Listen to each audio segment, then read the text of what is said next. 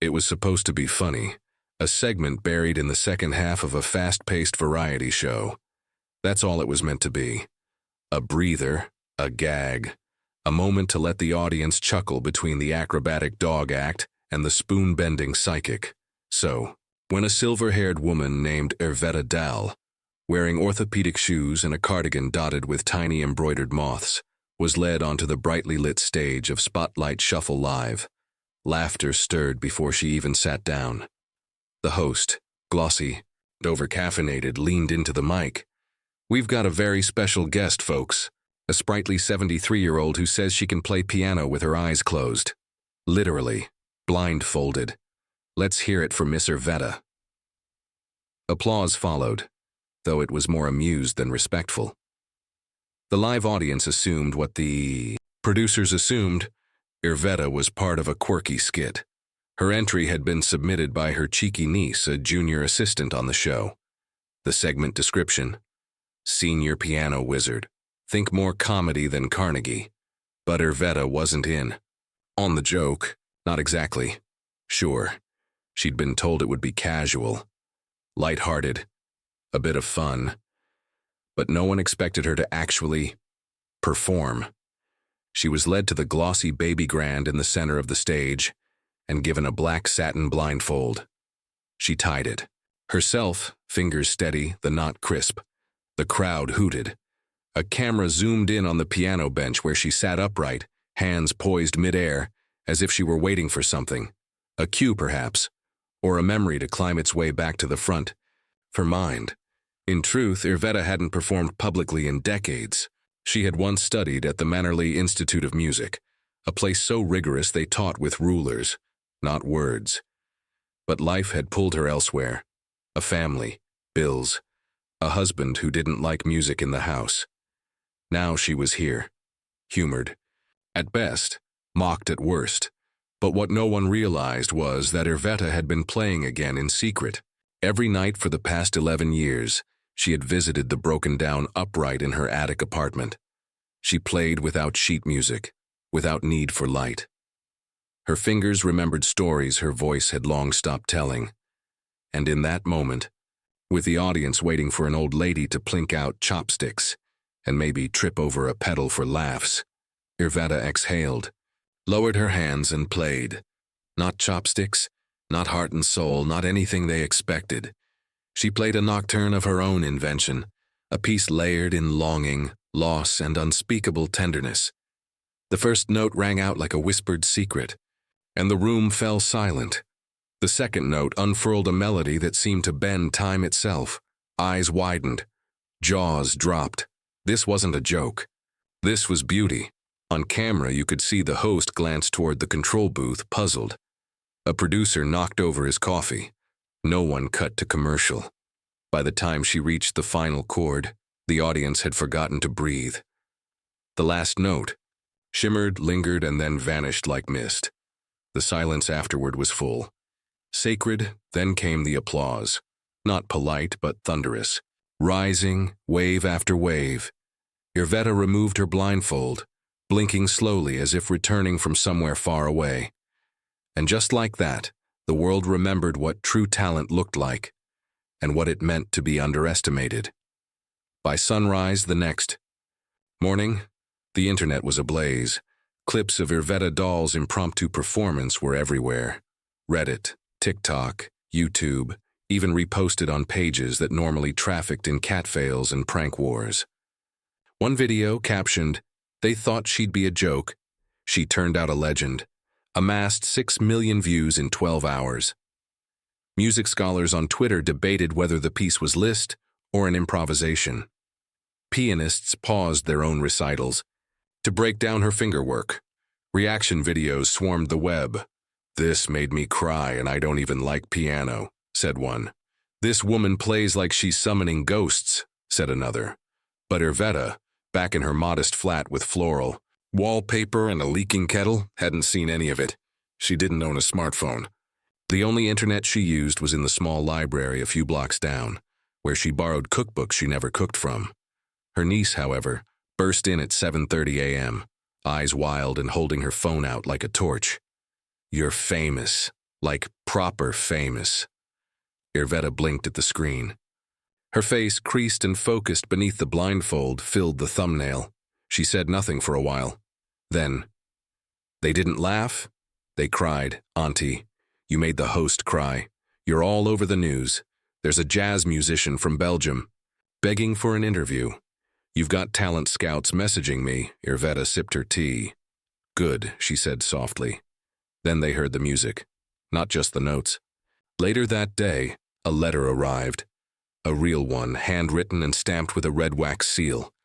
It was from the Alderbank School of Music, a historic institution known for training prodigies, often reluctant to embrace the unconventional. The letter began, "Dear Miss Dahl, your performance on Spotlight Shuffle Live was a rare display of musical genius. If you are willing, we would be honored to invite you for a private performance and discussion." She traced the paper with her fingers, unsure whether to laugh or cry. A second message, this time via voicemail, came from the show's producers. "Hi, Ms. Dahl, we were wondering if you'd be open to a follow-up performance. The response has been unprecedented." The voice hesitated before adding, "And we want to apologize for how we framed the segment." Irvetta didn't answer right away. She returned to her piano. The keys waited, soft and smooth beneath her touch. Then she began to play again. Something slower this time. Not for the cameras, not for the world, just for herself. She hadn't touched a stage in over 4 decades before that night, and now suddenly everyone wanted a piece of her. The irony wasn't lost on her. In her 20s, Irvetta had auditioned for orchestras and been told her playing was too emotional, too risky. They preferred precision, perfection. She was told to straighten her back, mute her passion, conform. She couldn't, so she quit. She married a man who liked silence, had 2 children who preferred sports to sonatas, and quietly buried the parts of herself no one seemed to understand. The upright piano she moved with each time they relocated became less an instrument and more a relic, gathering dust and neglect. Only when her husband passed and her children left the country did she begin to play again. At first it had felt wrong, like speaking a language no one remembered. But the music returned, slowly, like water finding cracks in stone.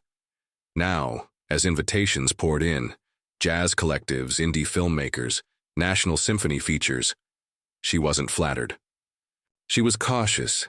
They had seen a moment, a glimpse, but they didn't know the life that shaped it. She agreed only to one engagement, the Alderbank recital. A small, intimate audience. Real musicians. No flashing lights or joke setups. She spent 2 weeks preparing, but not with sheet music. Instead, she walked by the river near her home, listened to gulls, let the city hum beneath her skin. Then, days before the event, a letter arrived. No return address. Inside was a single sentence. "I heard your soul in those notes. Thank you for showing the rest of us how to feel." She placed it on her mantle. That was all the reason she needed. The Alderbank recital hall was not grand in size, but it held weight. The kind of quiet respect built over centuries of bowed heads and lifted hearts. When Irvetta arrived, she wore a simple slate-gray dress and a shawl she had knitted herself. No makeup, no entourage. Just a quiet strength in her posture, and an old leather satchel holding her worn music journal. The faculty met her at the door, full of polite stiffness. They were not sure what to expect.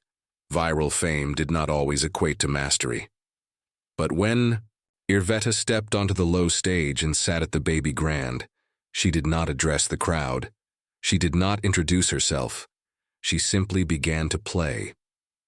What she played that night would later be described in the journals of 3 students, a guest, composer from Vienna, and one retired cellist as a map of the human soul. She played 5 original compositions. One was light and mischievous, the sound of a childhood not entirely lost. Another trembled with aching grief, drawn from notes so sparse they left more silence than sound. The third took on fury, staccato, storms, chords that clashed like swords before resolving into a melody that felt like the first breath after sorrow.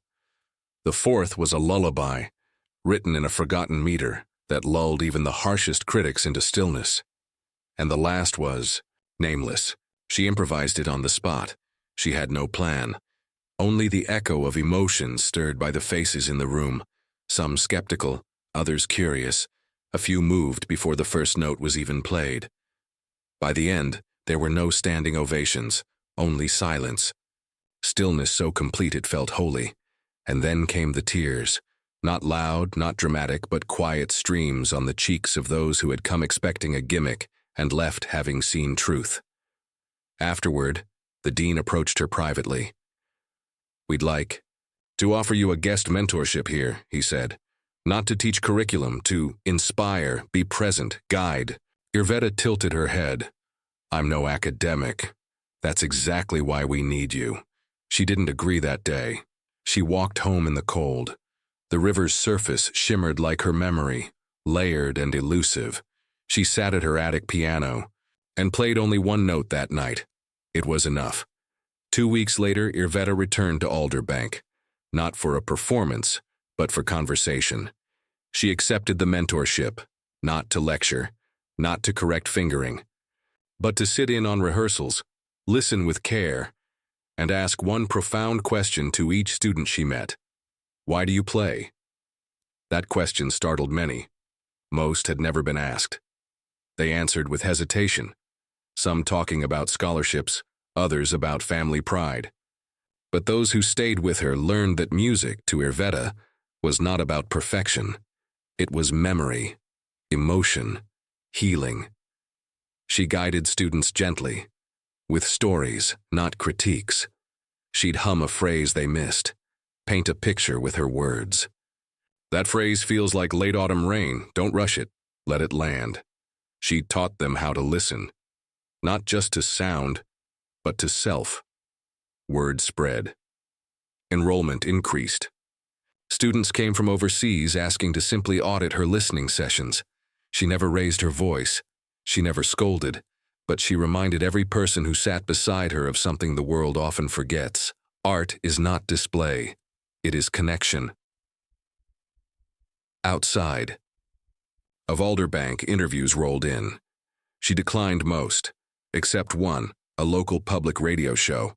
When asked what her sudden fame felt like, she replied, "It's not mine, you see. It belongs to the years I spent alone, playing into silence." Those years finally echoed back, and so Irvetta, once forgotten, became a lighthouse, not blinding or loud, but constant, guiding those lost in the storm of expectation back to their own truth. A year passed. Irvetta received an invitation from Spotlight Shuffle Live, the same show that had once framed her as a gag. This time, it was different. They were hosting a special episode titled, "The Moment That Changed Us." It would feature people whose appearances had altered the direction of the show, and in some cases, their lives. She hesitated, but her students encouraged her. "You changed the way we hear music," one said. "Let them know you're more than a miracle moment. You're a movement." So she returned, not blindfolded, not to entertain. She sat at the piano with dignity, and before playing she said softly, "A year ago I was asked to play for a laugh, but the piano didn't care. It gave me voice. It always has." Then she played the piece that had come to define her, the nameless improvisation. Only this time it had a title. She called it Inheritance. It was a thank you to every silence she endured, every note she never got to play, and every heart now beating with the music she helped awaken. When she finished, there was no applause cue needed. The entire audience rose. Some wept. The host, more grounded now, simply said, "Thank you, Irvetta. Thank you for teaching us how to listen." 3 years later, Irvetta passed away peacefully in her sleep. She was 80. The world mourned quietly, not with billboards or tributes from celebrities, but with pianos. That day, thousands of music students across dozens of countries sat at their instruments and played her composition, Inheritance, now published and archived in the Global Library of Modern Music. Some played it for parents, some for audiences, some for no one, just themselves. Alderbank held a service, but it wasn't a funeral. It was a recital. Each student who had ever learned from Irvetta, directly or not, performed a piece inspired by her teachings. Her seat, front, row center was left empty, except for a small brooch, a silver moth embroidered onto a folded cardigan. She left no estate, no mansion, no scandal, only echo. And in that echo, truth, beauty, and the powerful legacy of a woman who was once pushed into the spotlight as a joke and left it having lit 1,000 others.